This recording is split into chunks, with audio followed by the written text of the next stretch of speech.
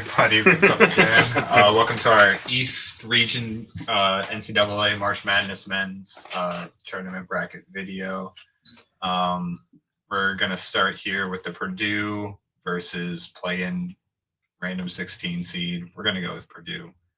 You could choose a 16 seed over Purdue. I don't think anyone would blame you, but I don't think either of these, I would doubt any of these teams have seen anything like Zach Edey, and obviously we've seen that he could just dominate. Unless he tears his ACL. Yeah, that would be awful. So I think I don't think it's going to happen. We're going to have Purdue moving on in this one and get on to probably one of the better games in the tournament, Memphis versus Atlantic. This is going to be an interesting one. This might be the best matchup. Yeah, this is going to be a must-see of the whole They'll probably air first round at work. Yeah, exactly. This is the best matchup that no one's going to watch. I like that. All right. So Ryan, Will, what do you got for this game? I mean, obviously Memphis just beat Houston in the conference tournament. So they're playing really hot right now. Florida Atlantic, though, I think they've only lost like 3 or 4 games all year. Yeah. And I think that they're still a little underrated, especially when you look at the stats. I mean, they don't play in a great conference, but they're still way better at assist to turnovers than Memphis, way better at rebounding. They're about even, I would say, in field goal percentage, and I would say probably the effective field goal percentage, all the true shooting percentage stuff is probably a little closer in their favor. Really good at shooting the three. Yeah, I mean, this is a tough one. I think Memphis is coming off that high of just beating a team that already beat them twice, their arch rival in the AAC. Yeah. So they're going to be on an emotional high, and I think they're going to take this game a little bit for granted. I like Florida Atlantic. Florida Atlantic is playing really well, and 8-9. I mean, these are evenly matched teams. Ryan, I know you probably like Memphis, but yeah, I got outvoted. You got outvoted. All right, Duke Oral Roberts. I think we all agree to Duke here. I thought you were going to be pretty big on Oral. I know how.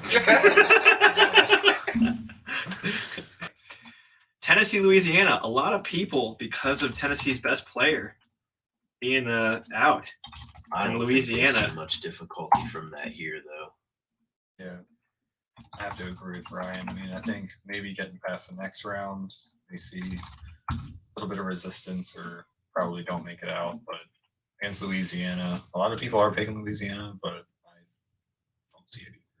All right, well, it doesn't really matter what I have to say because I already picked Tennessee. So now you get it.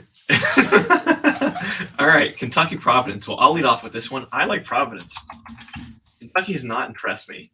They've lost twice to Vanderbilt, a team that they've seen in their own conference multiple times, and they looked. It was like this. It was like the exact same game both times. The old saying goes, if you try to do the same thing over expecting different results, it's just insanity. Well, I don't think Kentucky got the memo because they tried to do the exact same game plan both times. And Jerry Stackhouse, the coach of Vanderbilt, was like, all right, you're going to play the exact same way. We're just going to do what we did last time, and we beat you by almost the exact same margin. I like Providence here. What about you guys? I'd give it to Providence here. I guess I was pretty hot on Kentucky, but as they start to move out of conference, I'm not so sure I can really back them here. Yeah, I'm going to have to say Providence as well. I like to remind everyone that it does not matter. My vote is irrelevant at this moment in time. This wouldn't even work if there were more than 3 of us. Exactly. So it's perfect. It's 3. Kansas State, Montana State. We all been high on Kansas State all year. Yeah, they lost. But TCU's been playing. I said last time that they did. But TCU and Kansas State were my underdog in the Big 12, so I thought they've both been playing well. Yeah. I think against Montana State, I'm taking Kansas. I mean, it's a team who plays really good offense, but I mean, like against a team like Kansas State, that might just get out physical. Kansas State also has better athletes. Yeah, exactly. Like a lot of those guys are strong. Yeah, like they play pretty physical. Might be a step up, but that's what happened to UMBC. UMBC beat Virginia, and they came off that high, and then they went to Kansas State and they got out physical pretty badly on a lower seed going up against a Big 12 school that has prestige. Statistically, Montana State seems like they'd be able to hang around with them, but they play in a worse conference. I just think Kansas State's got this. All right. Michigan State, USC. USC, the only game I've seen them play is when they beat Utah. Yeah, overall, though, I don't think USC is too impressive. They're pretty middle of the road. Whereas Michigan State, I don't think you can ever really count them out in March Madness just because Tom Izzo's teams, they kind of have a tendency to play well. They in have the March. it factor. They have Tom Izzo, who's a legendary college basketball coach. He always prepares them very well. They have great mental toughness. USC has been very inconsistent this year, and I just don't think they're going to be able to hang with Michigan State. And Michigan State, when they can turn on the gas and score a lot of points, and they can make a lot of runs. So I think Will and I both agree Michigan State. What do you think, Ryan? I know like your Michigan vote State doesn't too. matter It here. doesn't matter. And Marquette, for me personally, they're my favorite to come out of the East. But that being said, you guys might think differently, but at least for this round, Marquette against Michigan State. I do. I like like Marquette Marquette. just a little bit more. So we're just going to go up here. We're going out of order here. Providence, Kansas State. I was going to say, but they play in a better conference. What's the Palm ranking, Ryan? Free throws, they're pretty evenly matched. Rebounding, Providence has them out-rebounding them big time. Same with blocks. I mean, Providence is. I mean, they look like they just have a lot of issues on defense compared to Kansas State. Who's Yeah, a little they're more in the balanced 200s. offense to defense. The only thing that they're good in defense is blocks. Providence, their strength of schedule out of conference is 354. Oh, Kansas State is 252. Yeah. Overall strength of schedule, Kansas State's 15, while Providence is 72. So I feel like Kansas State has just seen a lot harder teams this year. I think they might be able to get past this one. all right. Duke, Tennessee. I like Duke. Yeah, I mean, I think Duke's going to be a tough out after starting the year. I guess not as Slow. strong as They're on but- a hot streak right yeah, now. they're on a hot streak. They just won the ACC, right? They did. And back to what we said earlier about Tennessee, Louisiana, injury concern with their best player not being there. If they would have had this availability, this would have been more evenly matched. But I think Duke's going to, the way they've been playing, give themselves a lot of chances with the rebounds. All right, an interesting matchup. Florida Atlantic against Purdue. Are we going to be bold here and pick? I think FAU. Purdue makes it one more round.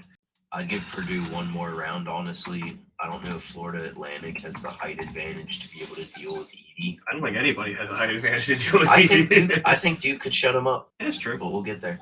Yeah, I still think Purdue. Purdue, that's better conference. They also, what's his name? Zach Painter, the coach, head coach. I think that's his name. He's also a really good coach. He's been at Purdue for a while. And Edie being player of the year just can take over the game. So Purdue. Pretty easy when you're building. Yep.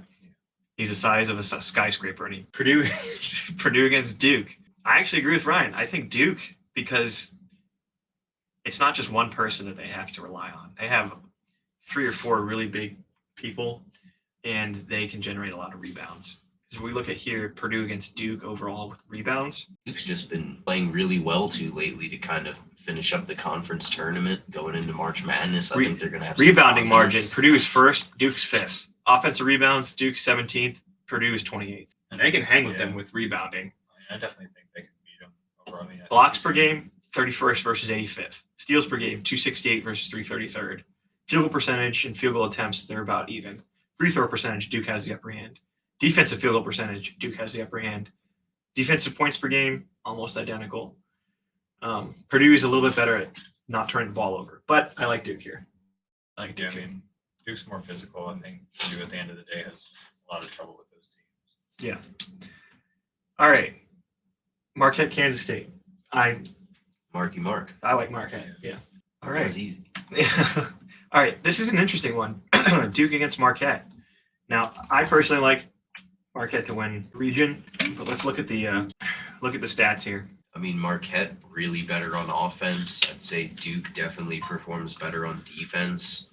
All around, though, Duke might be the more well-balanced team here between offense and defense, but it's a little hard to tell because it's such a close matchup. Field goal percentage and offensive points per game, Marquette's top 15. However, Duke is the advantage on rebounding. Marquette is 6th overall in steals, better at three-point field goal percentage. Duke is better at the free throw line, but Marquette has Tyler Kolek, who's been incredible. He was Big East Player of the Year. He can shoot from anywhere on the court, but he's also a facilitator. He has this like Pistol Pete Maravich quality about him where he can make these off-schedule passes and fit it in tight windows and just delegate the ball. And he's like the leader. he just facilitates so well. So I think working through him, Duke plays so collectively, and they can rebound and generate all these opportunities, which is why they're advancing as far as we have them advancing. But to have someone down the stretch who's clutch, I think Marquette has the edge.